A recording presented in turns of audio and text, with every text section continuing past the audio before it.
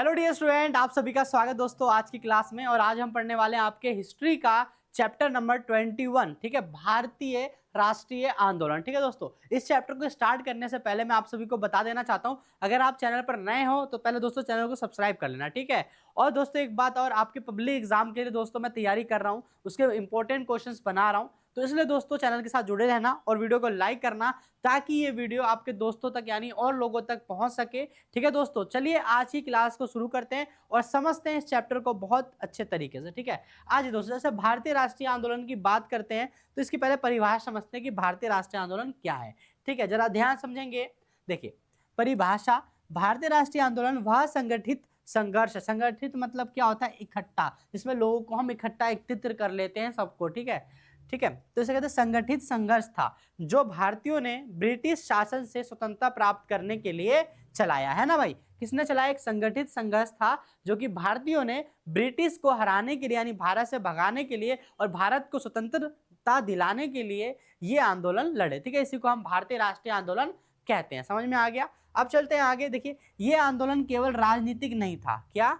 केवल राजनीतिक नहीं था बल्कि सामाजिक, आर्थिक, सांस्कृतिक आंदोलन भी था। क्यों दोस्तों? क्योंकि देखो अंग्रेजों ने कैसे भारत के ऊपर इतना ज्यादा उत्पीड़न किया, जिसकी वजह से यहाँ पे उन्होंने अपने सामाजिक और धार्मिक मामलों में भी हस्तक्षेप करा, जिसमें क्या कहते हैं सती प्रथा, पूर्ण विधवा विवाह और बहुत सारे मतलब उन्होंने शिक्षा दी, बाइबल की शिक्षा दी, ईसाई धर्म का परिवर्तन कराया। ये सारे सामाजिक परिवर्तन भी लाने की कोशिश कर रहे थे, जिसकी वजह से लोगों के मन में क्या आया, अपने जाति धर्म के प्रति इन्होंने क्या समझा, प्रहार समझा। ठीक है, आर्थिक मतलब अंग्रेजों ने क्या करा था, अभी ये सब पॉइंट मैं बता दे रहा हूँ, पहले पढ़ा चुका हूं मैं बाकी पिछले चैप्टरों में, आप अच्छे से जाके वहां से भी देख लेना, बाकी मैं आपको एक बार बता दे रहा हूँ। ठीक है, देखिए आर्थिक मतलब क्या कि ब्रिटेनों ने यहाँ के छोटे उद्योग धंधों को खा गए थे, एक तरीके से क्या कर दिया था, खत्म कर दिया था, क्योंकि यहाँ से वो कच्चा माल ले जाते थे और अपने ब्रिटेन में मशीनों द्वारा बनाकर फिर भारत लाकर उसे महंगे दामों में बेचते थे। ठीक है ना, तो इसलिए छोटे उद्योग धंधों का विनाश हो गया। और सांस्कृतिक मतलब तो मैंने आपको बताई दी, धर्मों में हस्तक्षेप कर रहे थे वो लोग। ठीक है, समाज के अंदर। ठीक है, तो यहां से भी आंदोलन चालू हुआ। ठीक है, फिर उसके बाद देखते हैं कि भारतीय राष्ट्रीय आंदोलन के कारण। ठीक है, क्या बोला? भारतीय राष्ट्रीय आंदोलन के कारण। अब समझेंगे पहले सारे कारण। ठीक है, आर्थिक, राजनीतिक, सामाजिक। ठीक है, देखिए पहले हम समझते हैं आर्थिक शोषण। देखिए भारत की संपत्ति इंग्लैंड ले जाई गई। क्या गई? जो भारत का जितना भी संपत्ति था ना, ये अंग्रेज लोग क्या कर रहे थे, इंग्लैंड ले जा रहे थे और भारत का राष्ट्रीय कोष क्या हो रहा था, खाली हो रहा था। ठीक है, किसानों पर भारी कर लगाए गए, भारतीय उद्योग नष्ट हो गए, सब क्या हुए, आर्थिक कारण हुए, जिसकी वजह से लोगों को गुस्सा आया और लोगों ने इनके खिलाफ आंदोलन कर दिया। ठीक है, अब ये क्या है, इसे कहते हैं धन का निकास सिद्धांत, ड्रेन ऑफ वेल्थ, जो कि अंग्रेजों लोगों ने भारत के साथ किया। ठीक है, अब देखिए राजनीतिक कारण क्या था। देखिए भारतीयों को शासन में भागीदारी नहीं मिली। क्या नहीं मिली? अंग्रेज लोग सिर्फ सिर्फ अपना ही अपना सोचते थे और उन्होंने ही पूरे भारत पर अपना कब्जा कर रखा था और भारतीयों को एक एक जगह पर भी पोस्टिंग नहीं मिल रही थी जिसमें से वो भारत के शासन में योगदान दे सके। ठीक है, उसके बाद क्या है, कानून अंग्रेज अपने फायदे के लिए बनाते थे, जो भी कानून बनाते थे अपने फायदे के लिए बनाते थे।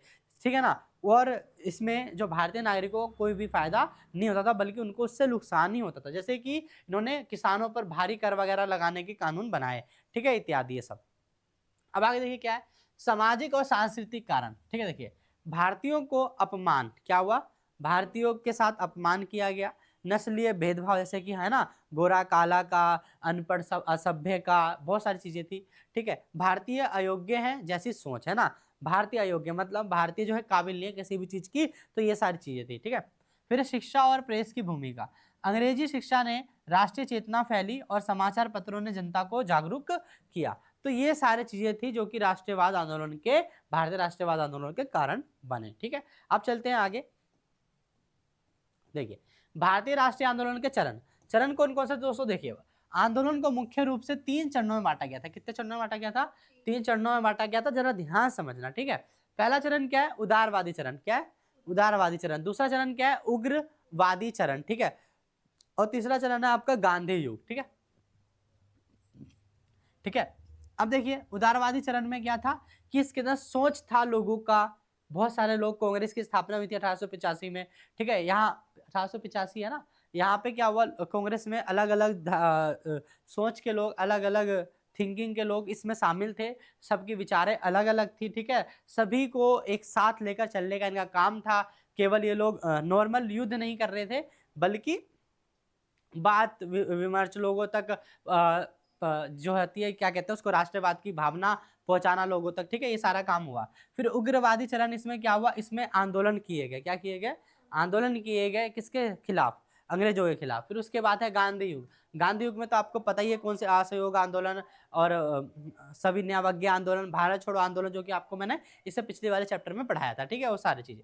फिर है, पहले समझते हैं आप उदारवादी चरण, ठीक है, क्या समझते हैं, उदारवादी चरण। देखिए 1885 में भारतीय राष्ट्रीय कांग्रेस की स्थापना हुई। प्रमुख नेता दादा भाई नौरोजी और गोपाल कृष्ण गोखले। गोपाल कृष्ण गोखले पता है कौन थे, ये गांधी जी के गुरु थे, कौन थे, हाँ। फिर उसके बाद आ जाओ सुरेंद्र नाथ बनर्जी, ये सारे थे। और कार्य प्रणाली कैसी थी, पहले प्रार्थना होता थी, फिर प्रस्ताव आता था, फिर उसके ऊपर विचार विमर्श किया जाता था, ठीक है। अब आगे क्या है, ये लोग संवैधानिक तरीके से सुधार चाहते थे, ना कि लड़ाई वगैरह करके, ठीक है ना, इस तरीके से। अब आगे चलते हैं, आगे आगे आपका किसका, उग्रवादी चरण, क्या आ गया, देखो उग्रवादी चरण जो कि आपका 1905 से लेकर 1915 तक रहा। इसके अंदर क्या है, देखो प्रमुख नेता कौन थे, बाल गंगाधर तिलक, लाला लाजपत राय और बिपिन चंद्र पाल, जिसे हम बोलते हैं लाल बाल पाल, क्या बोलते हैं, हाँ ऐसे ही, मतलब शॉर्ट फॉर्म में बोलते हैं लाल बाल पाल, ठीक है, लाल बाल पाल, ठीक है, बाल गंगाधर तिलक, लाला लाजपत राय और बिपिन चंद्र पाल। प्रसिद्ध नारा क्या दिया था इसमें, स्वराज मेरा जन्मसिद्ध अधिकार है और मैं इसे लेके रहूंगा। स्वराज मतलब हमारा खुद का राज, ठीक है ना, ये हमारा जन्मसिद्ध अधिकार है, इसे मैं लेके रहूंगा। बाल गंगाधर तिलक ने इसको बोला था, ये नारा लगाया था। फिर बंग भंग आंदोलन क्या था, 1905 में चला। इसमें क्या था, 1905 में लॉर्ड कर्जन द्वारा बंगाल का विभाजन किया गया था, क्या किया गया था, लॉर्ड कर्जन द्वारा बंगाल का विभाजन किया गया था बंग भंग आंदोलन के अंतर्गत। परिणाम क्या हुआ इस विभाजन का, स्वदेशी आंदोलन चला, क्या चला, हाँ, और विदेशी वस्तुओं का क्या किया गया, बहिष्कार किया गया, ठीक है। फिर क्या है, गांधी युग की शुरुआत हुई, यहीं से क्या हुई, 1915 से गांधी युग की शुरुआत हुई, ठीक है। महात्मा गांधी भारत लौटे और गांधी जी की विचारधारा क्या थी, सत्य, अहिंसा और जन भागीदारी, मतलब सबों को एकत्रित कर कर, मतलब कि कौन सा, अहिंसा और सत्य के मार्ग पर चलते हुए भारत को आजादी दिलाने का इन्होंने सपना देखा था, ठीक है। चलिए अब चलते हैं आगे। देखिए अब बात कर लेते हैं यहाँ पे प्रथम विश्व युद्ध, प्रथम विश्व युद्ध और भारत की बात कर लेते हैं। तो पहला विश्व युद्ध क्या था, ठीक है ना, ये दो राष्ट्रों के बीच में हुआ था, अभी बात करते हैं बाद में। देखिए प्रभाव क्या हुआ पहले विश्व युद्ध का, महंगाई बढ़ी, क्या बढ़ी, महंगाई बढ़ी, कर बढ़े और जनता में क्या आया, असंतोष आया, ठीक है ना। क्योंकि इस युद्ध की वजह से बहुत ज्यादा जान और मान की हानि होती थी, जगहों का इसमें सबसे ज्यादा पैसा बारूद वगैरह, गन मशीन, इन सब चीजों में लगा दिया जाता था, ठीक है, इसलिए जनता बहुत परेशान रहती थी। फिर है रोल्ट एक्ट, 1919 में आया, बिना मुकदमा चलाए जेल में डालने का कानून, जिसे हम कहते हैं रोल्ट एक्ट, और इसे काला कानून भी कहा जाता था, ठीक है। जनता में भारी आक्रोश आया इसकी वजह से, ठीक है। देखिए जलियांवाला बाग हत्याकांड हुआ, इस जलियांवाला बाग हत्याकांड में क्या हुआ था, 13 अप्रैल 1919 को यह हुआ था, जिसके अंदर क्या हुआ था, अमृतसर में एक घटना हुआ, और यहाँ एक अमृतसर में एक बाग था, वहां पर जलियांवाला बाग, उसमें बहुत सारे लोग क्या हुए थे, इकट्ठा हुए, ठीक है ना, और जनरल डायर उस समय का था, ठीक है। उसने क्या करा, वहां पे मौजूद था, और जनरल डायर थोड़ा सा सनकी वगैरह था, उसने देखी इतनी सारी भीड़, और उसने अपना गुस्सा निकालने के लिए उन भीड़ों पर गोलियां चलवा दी, क्या चला दी, गोलियां चलवा दी। उसमें हजारों लोग क्या हुए, मारे गए, खुद खुद, और कुछ लोगों ने तो खुदकुशी कर ली, कुआं था उसके अंदर गिर के, ठीक है। तो इस तरीके से घटना हुई, जनरल डायर ने निहत्तों भीड़ पर गोली चलवाई, सैकड़ों लोग मारे गए, इस घटना ने पूरे देश को हिला डाला, ठीक है ना। तो ये था जलियांवाला बाग हत्याकांड, ठीक है। अब चलते हैं आगे, असहयोग आंदोलन। असहयोग आंदोलन क्या था, ये 1920 में चला था, गांधी के नेतृत्व में चला था, और कार्यक्रम क्या था, सरकारी स्कूल कॉलेज छोड़ना, विदेशी वस्तुओं का बहिष्कार करना और खादी अपनाना, मतलब देश की चीजों को इस्तेमाल करना, ये था असहयोग आंदोलन, जिसके अंदर अंग्रेजों को किसी भी प्रकार का कोई भी समर्थन या साथ नहीं देना था, ठीक है।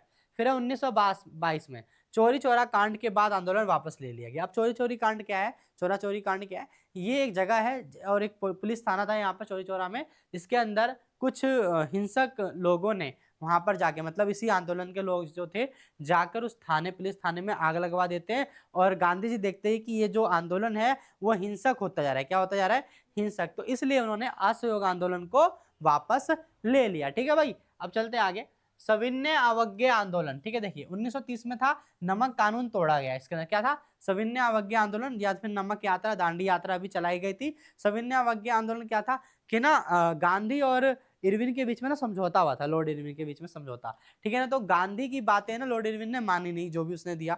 तो इसी बात को मनवाने के लिए इन्होंने क्या चलाया, सविनय अवज्ञा आंदोलन चलाया और दांडी यात्रा करी, ठीक है, जो कि साबरमती से दांडी तक थी, ठीक है, गुजरात के अंदर, ठीक है। ये गए और वहां पे नमक कानून को तोड़ा, क्योंकि नमक को इसमें क्यों चुना गया था दोस्तों, सविनय अवज्ञा आंदोलन में, क्योंकि नमक जो थी वो आम जनता, हर कोई जनता जो थी यूज करती थी। आपके घर में, मेरे घर में, सब घर में जो है नमक यूज किया जाता है, ठीक है ना। तो इसी को ही मुद्दा बनाया गया था और नमक बनाकर, क्योंकि नमक पर उस समय भारी टैक्स लगाया हुआ था अंग्रेजों ने, ठीक है ना। तो नमक को बनाया साबरमती पर जाकर दांडी से, ठीक है, साबरमती से दांडी, ठीक है, दांडी पे गए, वहां पर उन्होंने क्या करा, नमक बनाया और इस कानून को तोड़ दिया, ठीक है। आगे चलते, तो 240 किलोमीटर की पैदल यात्रा करे थे इन लोगों ने, क्योंकि इनके साथ कई सारे लोग थे जो भी गए थे, पैदल ही गए थे, ठीक है। अब आगे क्या है, भारत छोड़ो आंदोलन, ठीक है। देखो भारत छोड़ो आंदोलन, हमने आपको सारे आंदोलन बता दिए, यहाँ पर छोटा छोटा था, आपके एग्जाम के पॉइंट ऑफ व्यू से भी लिखोगे, इतना भी लिख दोगे जितना मैं बोल रहा हूँ उतने में भी नंबर आ जाएंगे, लेकिन फिक्र करने की कोई बात नहीं है, प्रॉपर इनके जो है क्वेश्चन आंसर बना के आपको दूंगा आपके एग्जाम के लिए। हर वीडियो में आपको बोलता हूँ, अगर चैनल पर नए हो तो सब्सक्राइब कर लेना, क्यों, क्योंकि मैं आपके लिए जो है अभी काम चल रही है उन सब चीज़ों पर, और आपको एक एक करके सारी चीज़ें आएंगी। पहले हम ये क्या कर रहे हैं, नोट्स का काम खत्म कर ले, जो कि आपके इंपॉर्टेंट चैप्टर है, जो कि आपके पब्लिक एग्जाम में आने हैं, ठीक है ना। चलिए अब चलते हैं आगे, आगे की बात करते। देखिए 1942 में भारत छोड़ो आंदोलन, मैंने बोला था करो या मरो का नारा इसी के अंदर दिया गया था, भारत छोड़ो आंदोलन के अंतर्गत करो या मरो का नारा दिया गया, ठीक है। अंतिम जन आंदोलन था, अंग्रेजों की नींव हिल गई थी इसके अंदर, ठीक है ना। तो ये सारा काम था। उसके बाद क्या, स्वतंत्रता और विभाजन, देखिए 15 अगस्त 1947, ठीक है ना, यहाँ पर क्या हुआ, हमें आजादी मिल गई, ठीक है, भारत स्वतंत्र हो गया, देश का विभाजन भी हुआ, क्या हुआ, स्वतंत्रता के साथ देश का क्या हुआ, विभाजन भी हुआ, ठीक है। भारत और पाकिस्तान दो भागों में देश बट गया, ठीक है। फिर उसके बाद है भारतीय राष्ट्रीय आंदोलन का महत्व, देखिए स्वतंत्रता प्राप्ति, राष्ट्रीय एकता, लोकतांत्रिक चेतना और सामाजिक सुधार, ये सारी चीजें आने लग गई, ठीक है। फिर चलते हैं आगे, परीक्षा की दृष्टि से अति महत्वपूर्ण बिंदु समझें। कांग्रेस की स्थापना कब हुई, 1885। बंग भंग आंदोलन कब हुआ, 1905। रोल टैक्स कब चला, 1919। जलियांवाला बाग कब हुआ, 13 अप्रैल 1919। असहयोग आंदोलन 1920। दांडी यात्रा 1930। भारत छोड़ो आंदोलन 1942 और स्वतंत्रता कब मिली हमें, 1947 में। तो दोस्तों इसके साथ जो है हमारा चैप्टर खत्म होता है, और दोस्तों बाकी सारे चैप्टर मैंने प्लेलिस्ट बना रखा है, आप जाकर देख लेना और अपनी तैयारी को अच्छे से कर लेना। मिलते हैं नेक्स्ट वीडियो में, जब तक के लिए चैनल को सब्सक्राइब कर ले और वीडियो को लाइक करना ना भूले।